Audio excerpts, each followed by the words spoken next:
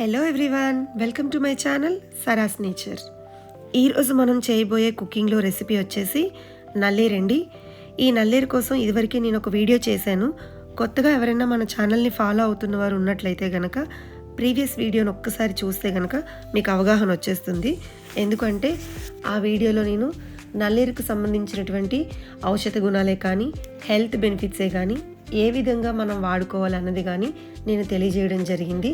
So తప్పకుండా కొత్తగా follow అవుతున్నవారు, మన ఛానల్ని కొత్తగా ఫాలో అవుతున్నవారు ఎవరైనా కూడా ఆ వీడియోని ఒక్కసారి మీరు చూడండి. చూస్తే మీకు అవగాహన వచ్చేస్తుంది. ఈ వీడియోలో నల్లేరుని ఏ రకంగా మనం వండుకోవాలన్నది నేను చూపించబోతున్నానండి. ముందుగా నల్లేరుని కాడలు ఉంటాయి కదా, అవి చిన్న చిన్న ముక్కలుగా కట్ చేసి పెట్టుకోవాలి. బట్ కట్ చేసుకోవడానికి ముందు మనం చేయవలసిన పని ఏంటంటే తప్పనిసరిగా చేతులకి ఆయిల్ని అప్లై చేసుకోవాలండి. ఆయిల్ని అప్లై చేసుకోకపోతే కనుక చేతులకి దురద పెడతాయండి.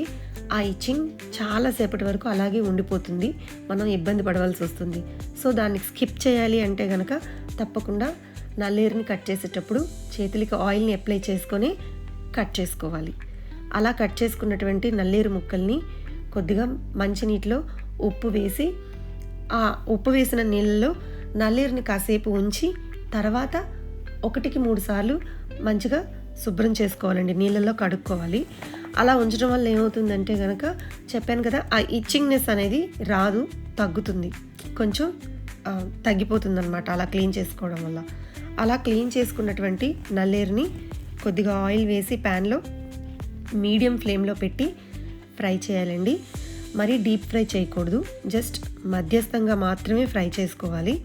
అలా ఫ్రై చేసుకున్న నల్లేరు ముక్కల్ని పక్కకు తీసి పెట్టుకొని అదే ఆయిల్లో కొద్దిగా జీలకర్రని, అలాగే వెల్లుల్లి రెబ్బలు, కరివేపాకు, తెల్ల నువ్వులు, ఎండుమిర్చి వీటన్నింటినీ వేసి ఫ్రై చేసుకోవాలండి. ఒక విషయం అండి, ఇక్కడ చాలామంది తెల్ల నువ్వులు లేవు కదా, అందుబాటులో లేవు కదా అని నల్ల నువ్వులు వాడేస్తారు. అలా వాడొద్దు, ఎందుకంటే పచ్చడి టేస్ట్ మారిపోతుంది. తెల్ల నువ్వులు అయితేనే కనుక పచ్చడి చాలా టేస్టీగా ఉంటుందండి. ఓకేనా? సో నల్ల నువ్వులు వాడొద్దు, తెల్ల నువ్వులు మాత్రమే వాడుకోండి. ఓకేనా? కావాలి అనుకున్న వాళ్ళు కొద్దిగా ధనియాలను కూడా మనం యాడ్ చేసుకోవచ్చు. కొంచెం కారం ఎక్కువగా కావాలి, ఎక్కువగా తినేవాళ్ళు ఉంటారు కదా, ఇష్టపడేవారు, అటువంటి వారు పచ్చిమిర్చిని కూడా యాడ్ చేసుకోవచ్చండి. నేను ఇందులో అయితే పచ్చిమిర్చిని కానీ అలాగే ధనియాలను కానీ యాడ్ చేయలేదు, స్కిప్ చేశాను. సో మీరు కావాలి అనుకుంటే యాడ్ చేసుకోవచ్చు. అలా ఫ్రై అయినటువంటి ఇవన్నీ కూడాను మనం మిక్సర్ జార్లో వేసుకొని మిక్సీ పట్టుకోవాలండి, గ్రైండ్ చేసుకోవాలి. ఒక పేస్ట్ లాగా తయారవుతుంది. సో పేస్ట్ గ్రైండ్ చేసుకోవడానికి ముందు అందులో కొద్దిగా ఉప్పు అలాగే చింతపండును కూడా యాడ్ చేసుకొని మనం పేస్ట్ లాగా గ్రైండ్ చేసుకోవాలి. పులుపు ఇష్టం లేదు అనుకున్న వాళ్ళు చింతపండునైతే స్కిప్ చేసుకోవచ్చు. బట్ నేనైతే ఇచ్చే సలహా స్కిప్ చేయొద్దనే చెప్తాను, ఎందుకంటే చింతపండుని యాడ్ చేసుకుంటే ఆ టేస్ట్, ఆ ఫ్లేవర్ ఇంకా చాలా బాగుంటుందండి పచ్చడికి, మర్చిపోవద్దు. ఓకేనా? నేను ఇందులో చింతపండును డైరెక్ట్గా యూజ్ చేయలేదండి, ముందుగా ఆల్రెడీగా రెడీ చేసి పెట్టుకున్నటువంటి చింతపండు గుజ్జుని యూజ్ చేశానండి, ఒక 3 స్పూన్స్ని. మీరు ఇలా గుజ్జు అందుబాటులో లేని వాళ్ళు డైరెక్ట్గా చింతపండునే యాడ్ చేసుకోవచ్చు. మీకు కావాలంటే కనుక నెక్స్ట్ వచ్చే అప్లోడ్ చేస్తానండి ఒక వీడియోలోని చింతపండు గుజ్జుని ఎలా రెడీ చేసి మనం స్టోర్ చేసి పెట్టుకోవాలి అని.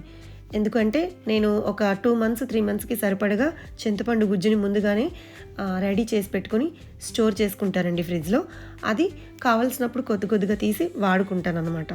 సో ఇలా గ్రైండ్ చేసినటువంటి ఈ పేస్ట్ ఉంది కదా, పచ్చడిలో లాస్ట్లో కొద్దిగా పోపు తాలింపు పెట్టుకుంటే కనుక పచ్చడి చాలా బాగా రెడీ అయిపోతుందండి. చాలా టేస్టీగా కూడా ఉంటుంది, హెల్దీ కూడా. దీన్ని ఫుడ్లో చేర్చుకోవడం మంచిదని ఇదివరకే చెప్పాను కదా.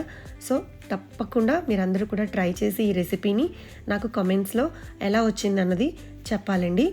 అండ్ ఇలాంటి మంచి వీడియోస్ కోసం, ఇంకా ఇన్ఫర్మేటివ్ వీడియోస్ కోసం నా ఛానల్ని సబ్స్క్రైబ్ చేసుకోండి, లైక్ చేయండి, షేర్ చేయండి, నన్ను ఎంకరేజ్ చేయండి. Thank you so much.